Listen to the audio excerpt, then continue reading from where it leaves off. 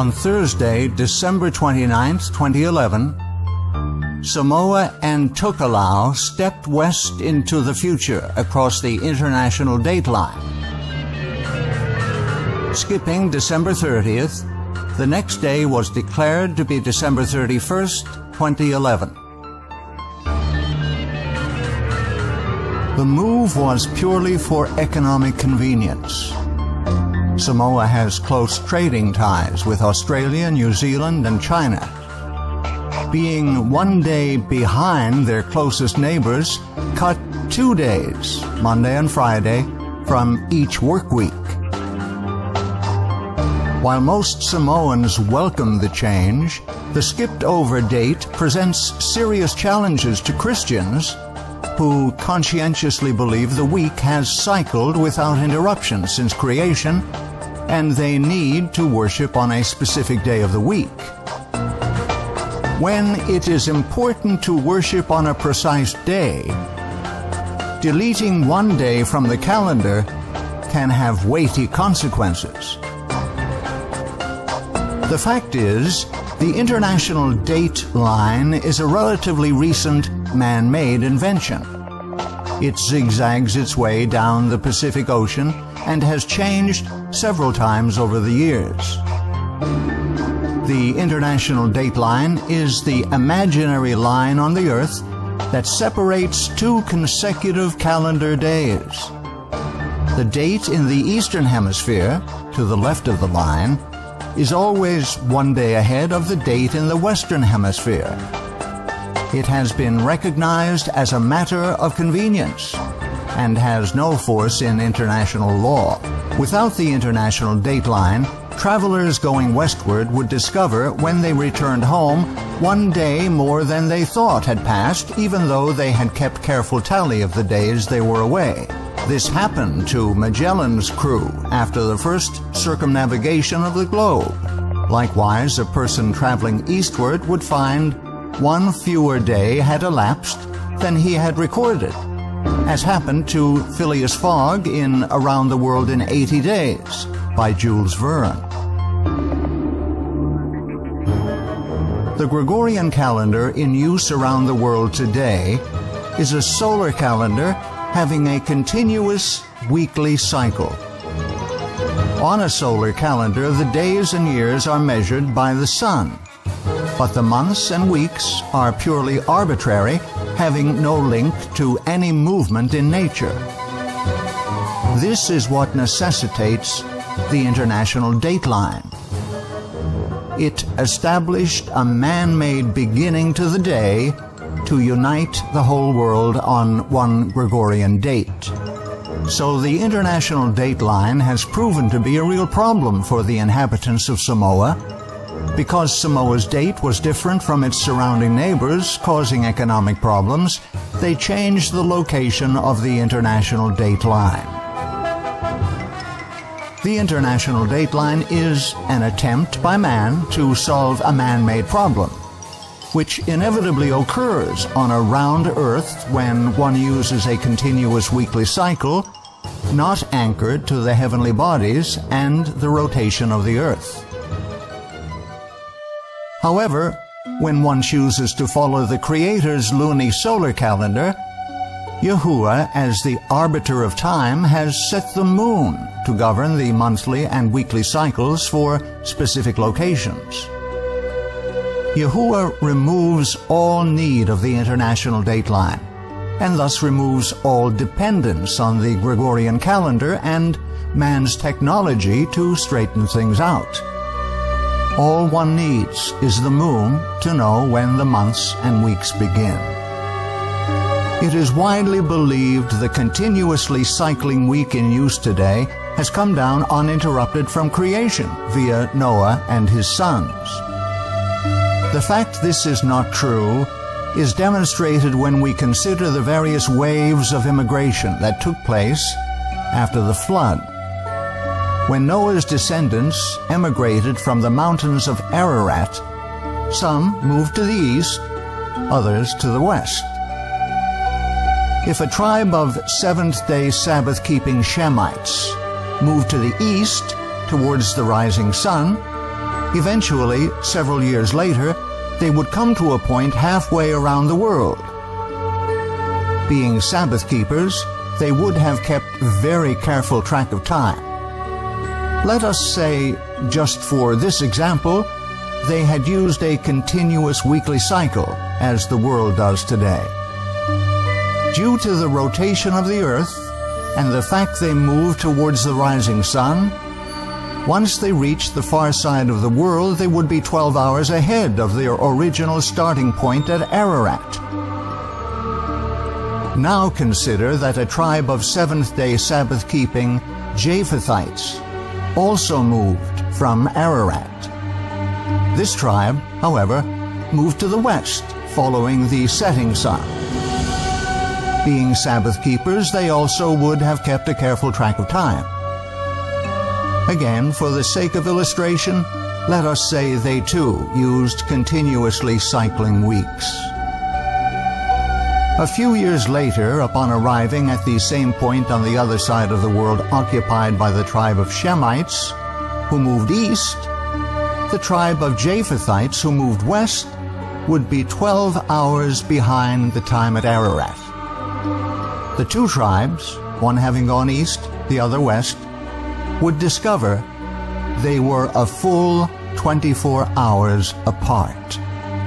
This would not be due to either group losing track. Rather, it is simply a function of the rotation of the earth that when one group travels east, they travel ahead of the daylight, while the group that travels west travels backward into the night that comes before the day. So which group is correct?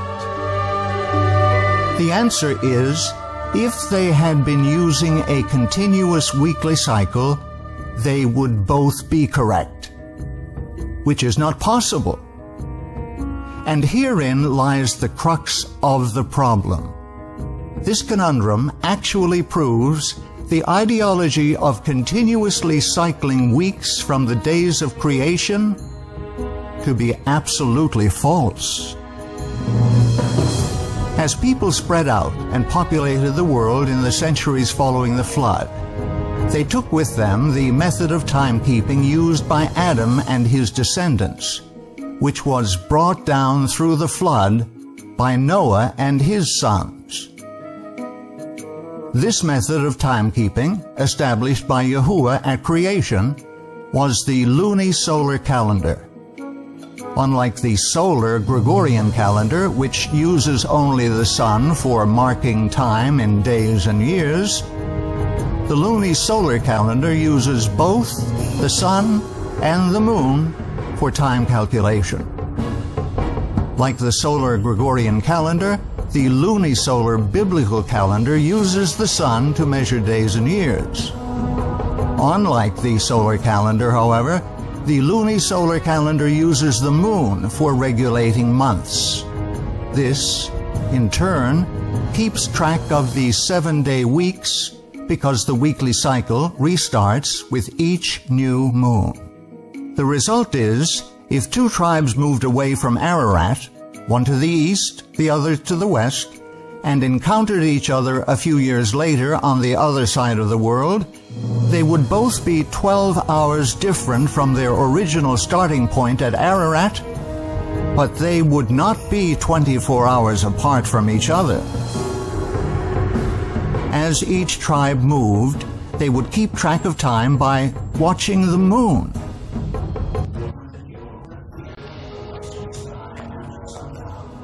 They would know a new month would begin the following day. As the tribes moved closer together on the far side of the world, their observation of the moon would also draw closer and closer together, so that when they finally met, they would both be as at the beginning of their journey, on the same day and the same date. Here is seen the beauty and symmetry of the heavenly system of timekeeping. At creation, Yahuwah specified the lights, plural, in the heavens were to be used for marking the passage of time, as well as noting the time for all religious observances. And Yahuwah said, "Let there be lights in the firmament of the heaven to divide the day from the night, and let them be for signs, and for seasons, and for days and years." The word seasons comes from the word moed. This is a word widely used to refer to all religious gatherings. In fact, all of the feasts listed in Leviticus 23, the first of which is the seventh-day Sabbath, are also called moedah, the plural of moed. When the Creator set aside the Sabbath day and blessed and sanctified it as holy time, He also created a system whereby people could keep track of the passage of time so they could know and worship Yahuwah Elohim when His Sabbath arrived. It took both sun and moon to create this perfect system of timekeeping. As the anchor to the months and the weeks, the moon regulates time accurately, no matter where you are on earth. Thus, were a tribe of Shemites to move east, and a tribe of Japhethites move west and reunite a few years later, they would be united on the same weekly schedule, because the basis for their weekly count is anchored in the heavens. It is not grounded on any man-made institution. Scripture explicitly states that the moon was created to mark the passage of time. He created the moon for seasons, moedah. The sun knoweth his going down. Because the modern weekly cycle has no ties to anything in nature, problems arise that do not exist in the luni-solar calendar of creation. Specifically, the need for an arbitrary international dateline. A continuous weekly cycle anchored to nothing in nature is a man-made institution.